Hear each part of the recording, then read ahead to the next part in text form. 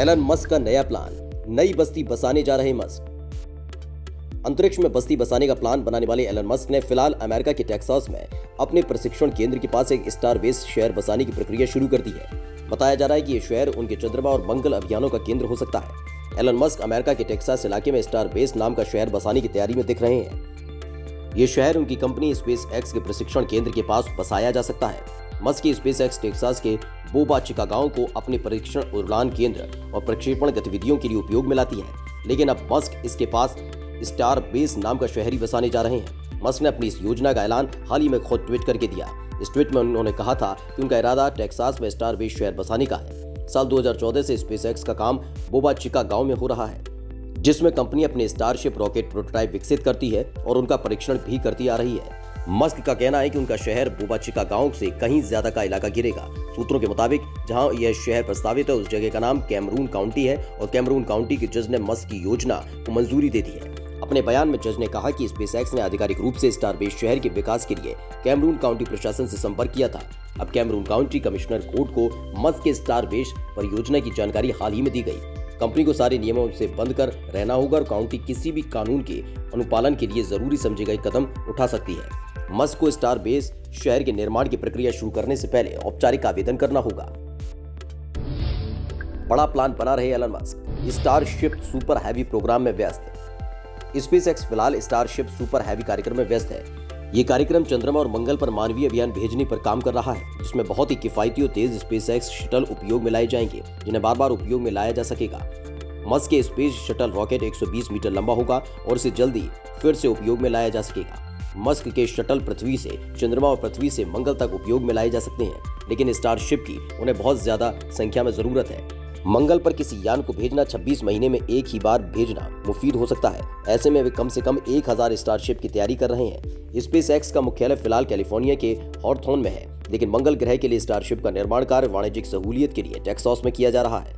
Musk की दूसरी कंपनियां भी टेक्सास में तेजी से जमीन खरीद रही हैं। इतना ही नहीं, कंपनी ऑस्टिन में नई फैक्ट्री भी खोलने जा रही है। मस्क ने पिछले साल ही कैलिफोर्निया से अपना काम समेटना शुरू कर दिया था और अपने मंगल की परियोजना के लिए अपनी संपत्ति बेच दी थी।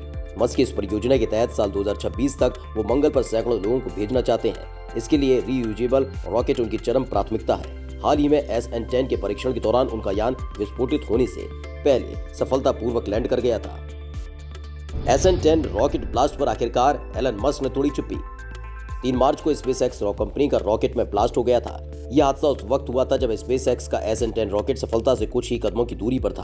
अब एलन मस्क ने इस दुर्घटना के कारण पर चुप्पी तोड़ी है। स्पेसएक्स कंपनी का स्टारशिप SN10 रॉकेट में सफल परीक्षण कुछ ही क्षणों का रहा।